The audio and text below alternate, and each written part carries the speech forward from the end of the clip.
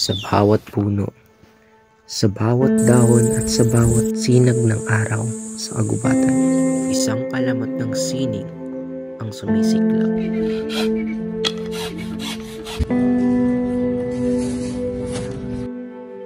Dito sa bayan ng Etiague, matatagpuan ang Barangay Annafunan.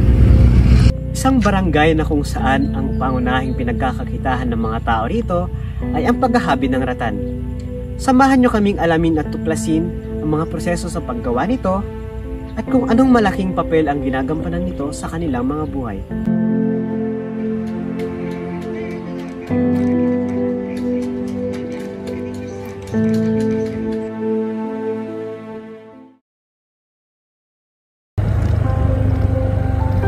Sa aming paglayag sa Barangay Annafunan, aming nasaksihan ang kagandahan ng ratan.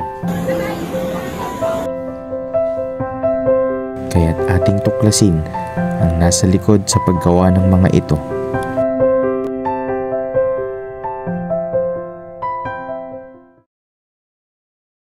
Ano pong pangalan? Antonio Ratan Furniture.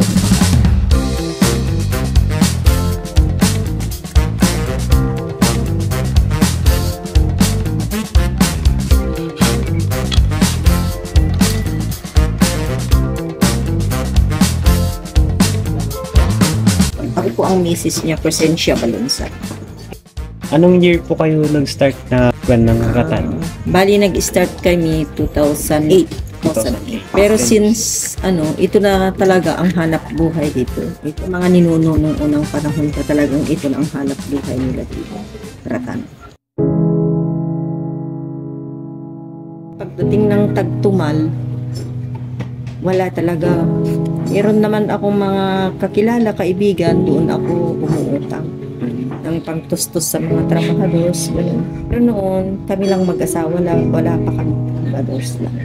Kami lang nag-aangkat lang.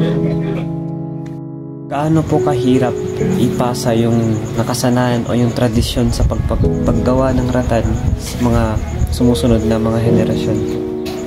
Sa akin lang, ayaw ko talagang mawala ito. Minana pa sa mga unang ninuno. Kaya kung pwede lang, hindi sana mawala ito. Kasi kung isipin mo, malaking tulong ito na hanap buhay. Kasi kahit umuulan, kahit ang ng araw, makagawa ka kasi nandito ka lang sa loob ng bahay. Pero kung isipin mo naman kasi na lahat na ang mga susunod na generasyon, kabataan, is makapag-aral lahat sila, sino pa bang wala nang gustong sigurong haharap ito? Nalilihim sa kanyang halakhak ang pangangamba ng pagkawala ng kanilang tradisyon sa paghahabi. Sino na lamang ang magpapatuloy sa paghahabi ng gintong pamana?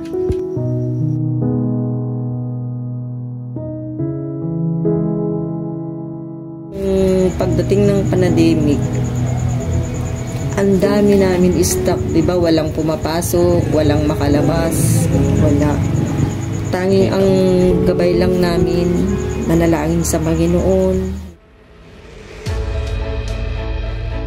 Sa mga kabataan ngayon, kahit man sana na sila'y mag-aral o kaya magtapos, mga alaala nito ay pahalagahan o kaya hindi naman kakalimutan. Tangi kong hiling sa mga kabataan, napahalagahan pa rin ito sanang ratan na naging hanap buhay ng unang ninuno pa. Naway wag nating kaligtaan ang sining at kultura na ipinamana sa atin.